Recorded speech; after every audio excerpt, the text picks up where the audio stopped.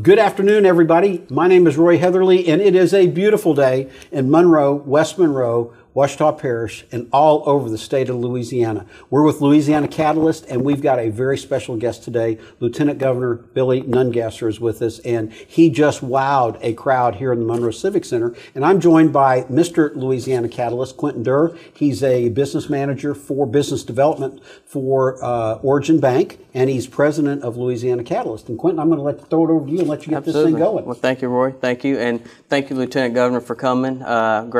Great time today, a lot of useful information. And we'll dive right in. One of the things at Catalyst we're all about is business and economic development.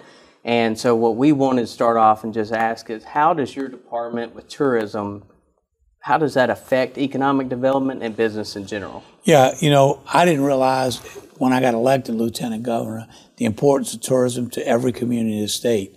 It was the fourth largest industry in Louisiana. We slipped to fifth during COVID. We're strongly coming back. And we had 5 record-breaking years in tourism. 2019, over 53 million people visited Louisiana, and they left behind $1.9 billion in taxes. That's over $1,100 per Louisiana family you and I didn't have to pay. Wow. And the trickle-down effect of what tourism does for every industry is incredible. And we're seeing more hotels going up. And the thing I'm most proud of is it's not just New Orleans anymore. We're seeing hotels go up all across North Louisiana, Central Louisiana, East and West. And we're driving people, and people want to get off the beaten path and visit these incredible towns and cities like Monroe and West Monroe. So I'm excited about the future of tourism. And it's now a great industry for people to go into. Mm-hmm. You know, before it wasn't thought of as a curriculum or someone to really advance their career. But it pays good money. There's so many businesses that support it. There was a young man that started with one airboat tours because of Duck Dynasty. Right. He's got 15 boats now and bought a small restaurant where people meet to go out on his airboats. So it's really helped some entrepreneurs really have great vision and new things to do. Right. Well, tell us a little bit. You are retired, or you were a business owner, I think, and you left and ran for lieutenant governor. You became lieutenant governor. You've brought so much innovation and passion and energy. Tell us a little bit about your story, how you got here. Yeah, I left LSU to go work in my dad's offshore catering business. And whenever a cook would get run off the rig, my dad would send me out there to take care of problems so we could find a new cook. And they put me to sleep in these elder buildings. They leaked, they stunk, the air conditioning worked. I was 23 years old. I'm crossing the Greater New Orleans Bridge, and I see them putting containers on a ship. And I went back to the office and said, Dad, I want to borrow some money. He said, son, what you want to do? I said, I want to build living quarters out of shipping containers. He said, son, those containers have been around 100 years. You're not that smart. Somebody would have thought of that already. So like any kid, I go to my mom. I had $7,900 left in my college fund. I said, Mom, I need that money. She said, your dad will kill me. I said, Mom, this is going to work. So I got the money. I took a 20-foot container, put 6 bunks, a small kitchen and a bathroom, and I rented to Joe Adams at Homer Industry for 6 guys to paint a rig out of South Texas. While it was offshore, I went to all the oil companies. Joe Kramer, who's vice president of Shell in Houston today, was in purchasing in New Orleans. And I said, Mr. Kramer, you need 4 buildings for 6 months. I said, all my buildings are offshore. I didn't tell him I only had 1. I said, if you can give me a year contract, I'll build you the best buildings you ever had. If you don't like them, you ain't got to pay for them. I said, I don't know if I can give you a year. Come back and see me tomorrow. I'll have to ask my boss. Well, at 6:30 in the morning, I knew he got to work early. I was waiting by the escalator with a dozen donuts. He said, man, give up, come up in my office. He called his boss in after they heard my story. He said, give the kid a try. To this day, he says, if I'd have known you only had 1 building, I'd never give you that. Right. But I put a drop ceiling so the top guy in the bunk, the hot air, he was comfortable. I created up 3 extra air conditioners so you were never out. I put 2 showers instead of 1. Better mattress. Made them a little nicer. Right. Because offshore, all you got's a good meal and a comfortable bed. You can't go home to your family. Right. And it took off. When I sold the company, I had 1,000 buildings in the Gulf. Wow. And 20 modular prisons out of old containers for prison overcrowding around the country. So I told my mom, you go buy any house you want from your dumb son. My dad's like, we don't need to move. I said, Mom's moving. You can come with her. But it was a great. All my friends laughed at me and said, nobody's going to live in a shipping container. But it was a lot of hard work and a lot of good people. But when I was building that company, I lived in a shipping container in my yard. I'd sold my house. I was single, thank goodness. And One of my welders took me to a riding center for special needs. One Saturday morning at lunch, we went to help. I lifted a little girl out of a wheelchair, and I saw her life change. I went back the next Saturday and lifted the same little girl, and I was walking, and it started raining. They canceled class, and I remember that little girl gripping my arm and crying because all she wants to do is ride that horse. That day, I made a promise if I could ever afford it, I'd build a covered arena where they would never cancel class. Well, I'm living in a shipping container. Everybody's laughing. Little did I know, 7 years later, I'd sell that company. So I bought 1,000 acres in Plaquemines, built a riding arena, had over 200 children and adults, special needs, at no cost to their families, rode horses 7 days a week. I watched miracles happen on the back of the horse. I went to a little girl's wedding that was 7 years old, was paralyzed, so she'd never walk, and I watched her dance at her wedding. Oh, man. And greatest thing I've ever done in my life. But with Katrina approaching, I dug a lake and built my house overlooking the river. When Katrina approached, I had nowhere to bring those horses. I wasn't leaving them. So I brought them over to the house, rode out Katrina, took my airboat and headed south with my ranch hand and rescued 34 people by airboat. One family all night with a baby standing on a dresser and water up their waist, pulled them out the roof of their mobile home. And I never saw a politician. So I got angry. And they talked me into running for parish president. And I saw if you really care about people, everything else in politics is easy. Right. You don't let the politics and the political grandstand get in the way. You just do the right thing. And then during the oil spill, I saw them doing some things that they shouldn't have been doing. I was on CNN every night, and I couldn't understand why more people wasn't standing up. And so I was angry. And got angry and ran for lieutenant governor. So don't get angry and run for office. but it's been an incredible journey. But the thing that, I heard you talk about passion today. And my dad used to tell me, whatever you do, son, make sure you have passion. Nothing great is ever achieved without passion. And I get the passion I get from the people of Louisiana. They love this state. They love their neighbor. They're good people. And they deserve good elected officials that put the what's best for the people ahead of politics. And we don't always do that. I told Bill as we were walking over here that when I grew up in the 70s, well, when I was 70s, there used to be a guy that would go to the Texas OU football game in Dallas. He'd have a rainbow wig on. He'd hold up a John 3:16 sign, and then he'd be in New York that afternoon or that evening at the Yankee game. And I said, "That's you. You can be at the Mardi Gras parade in Monroe on Saturday night, and I look at noon on Sunday, and you're in Thibodaux at their parade. How do you get this energy?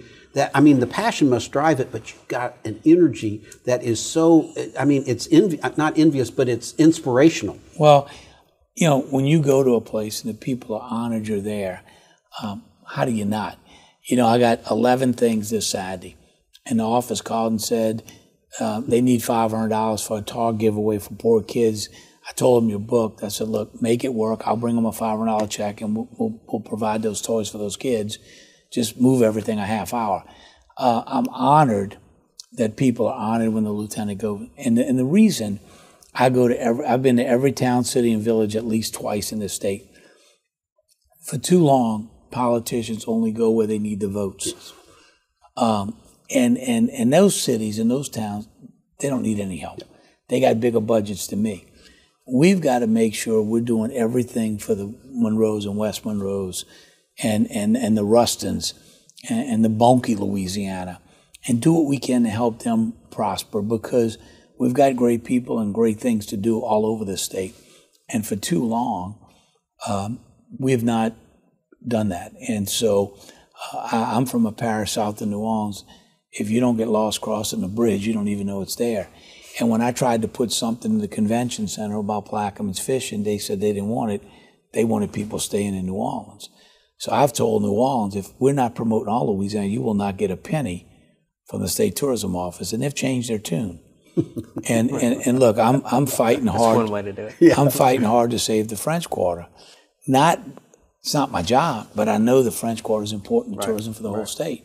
So we made a proposal. We failed last year, but we're back at it this year, to take the French Quarter and separate it like they did in San Diego with the Gaslamp District and manage it separately. Yeah. I've already gotten 200 cameras put in street lights, gotten a lot of things cleaned up, but we need 109 officers, and we need the commitment that we don't have from the local elected officials, that ought to be a shining star for this state. Yes, absolutely. Yeah. And it's not just lip service. I know that last year we talked in Farmerville when you came up and spoke to the Union Parish Chamber, and same conversation today, and then it's always been, how can we help, what can we do?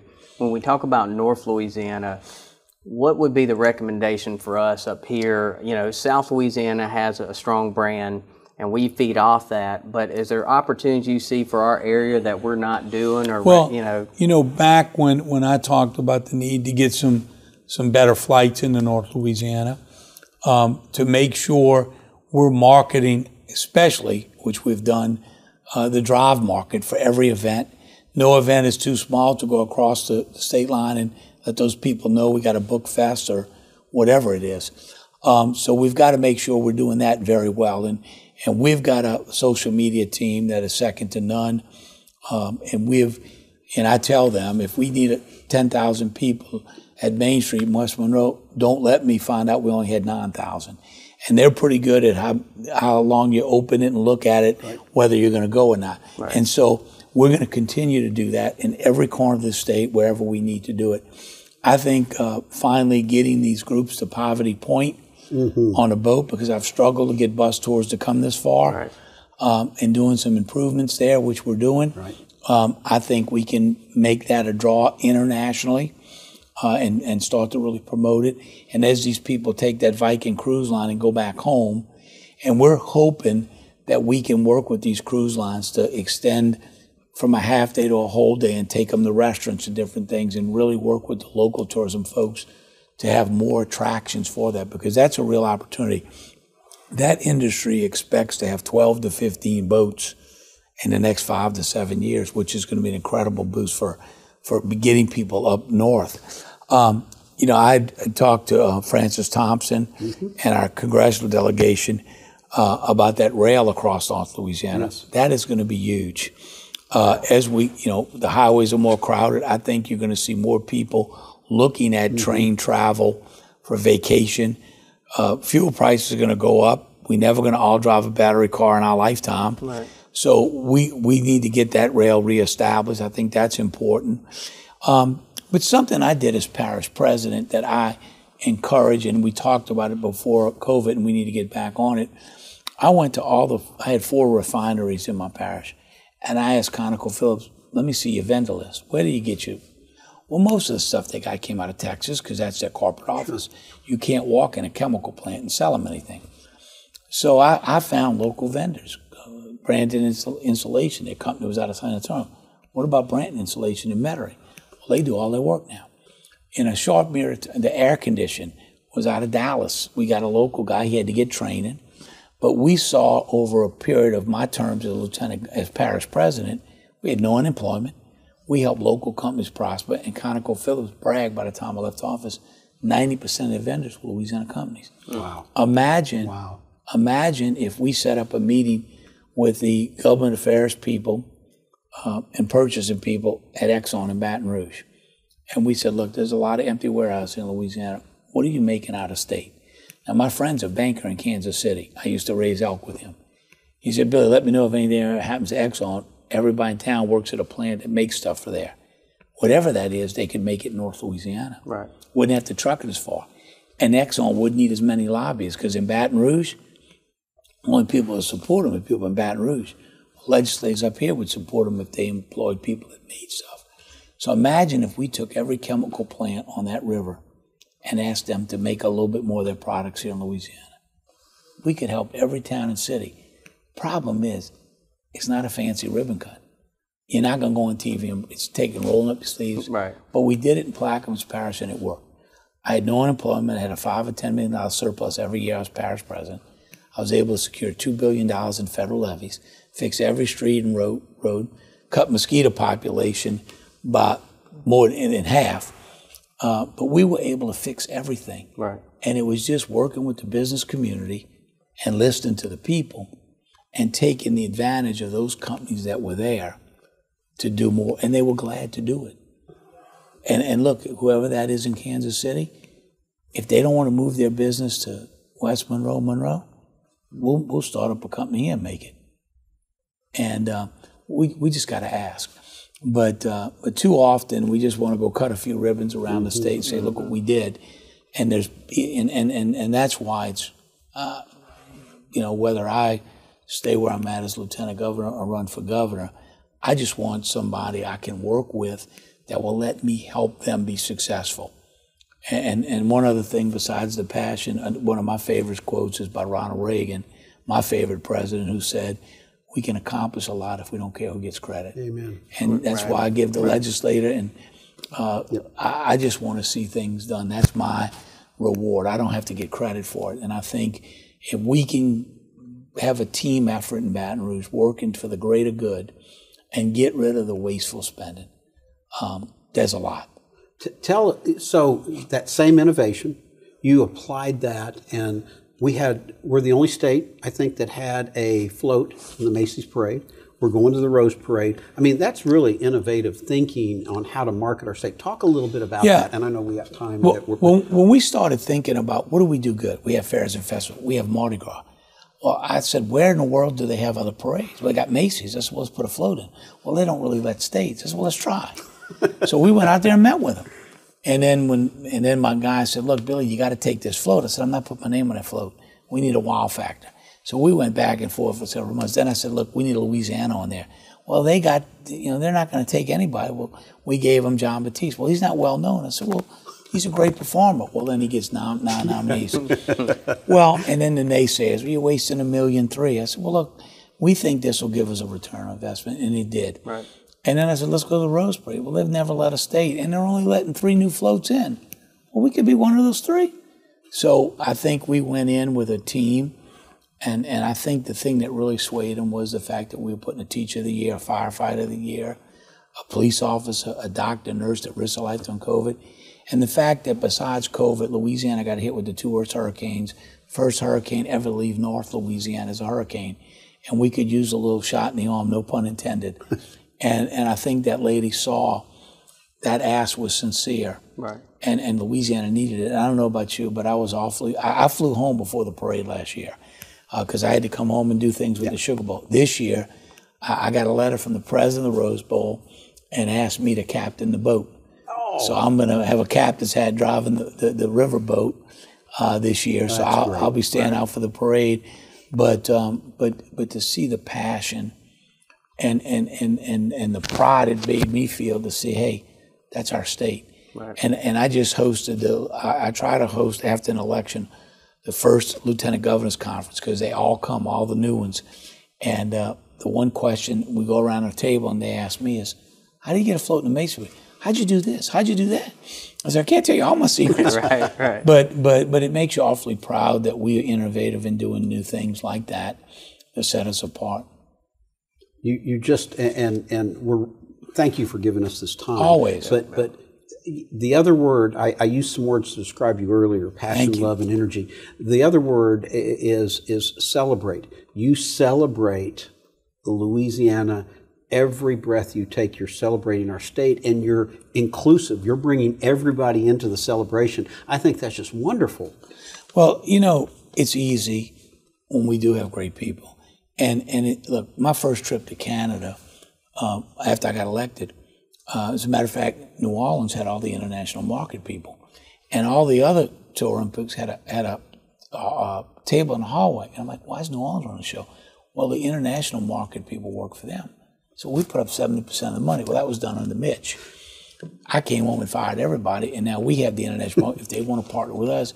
But at that dinner, I said, no. I'm not speaking for half an hour. You go get those people out the hallway. Lafayette, Shreveport, Monroe got up and talked about their town, their city. Previously, New Orleans ran the whole show. Right. They didn't even know we had any other part of the state.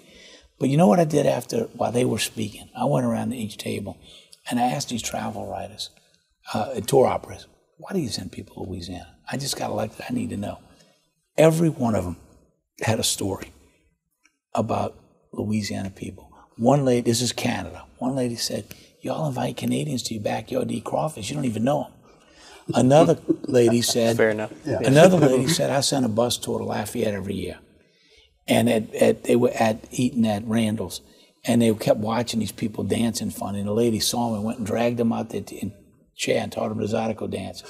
Those seniors said that was the best trip of their life. And they've been back 7 times. Wow. And then another lady said, I sent 6 couples to Louisiana, and they wanted to see the World Heritage Site, and a couple got lost. Back then it was maps, and they pulled in a gas station and asked the gentleman at the pump how to get to Poverty Point. Could he show them on the map? He said, follow me. 45 minutes later, out of his way, he took them to the pump. Wow. A couple eating in Crowley, Louisiana, and they loved the bread pudding. And the waitress went and told the cook. He come and sat at the table and write out the menu and gave him his phone number in case they mess it up. These travelers said, that happens nowhere else in the world. We send people. Yep. So they leave Louisiana with a friend for life. And they tell their friends, you got to go see these people. So it's you and everyone else that makes those tourism numbers, because when you go on vacation or you travel, you want to feel good. You want to leave with a warm and fuzzy feeling. And everyone that leaves Louisiana leaves with a friend for life. And that's got to make you incredibly proud. Yeah, absolutely. Yeah. We appreciate everything, and definitely your willingness to work with government and the private sector, because that is, to me, innovative. Yeah, absolutely, it is. Well, I tell you, we just got it took me 9 months to get approval through the Attorney General's office to give me an opinion. And coming out of COVID, I asked, can I take tourism money and give it to local attractions, swamp tours, and finally got yes, because without those private businesses. So we gave out about $250,000 in grants this year directly to those businesses. Oh, great. Yeah. Because they had no money to promote. They were sitting there waiting, hoping somebody came. And we're going to continue to do that until everybody's back 100%. And then what I tell the tourism folks, if you've got 3 months here where hotel numbers are down, let's put a little video together. I'll put some money and send it to a 12-state area, and we'll help fill those holes. So we want to stay on top of the marketing campaign to make sure that we're filling those holes wherever we need. Absolutely. Yeah. Lieutenant Governor, thank you. I hope you have a Merry Christmas, and thank you for what you do for all of us. Well, and God bless you, and we just wish you the continued best success, and thanks for just celebrating us. Well, it's a great honor to represent the state. Thank you. Awesome. Thank you. Appreciate your time.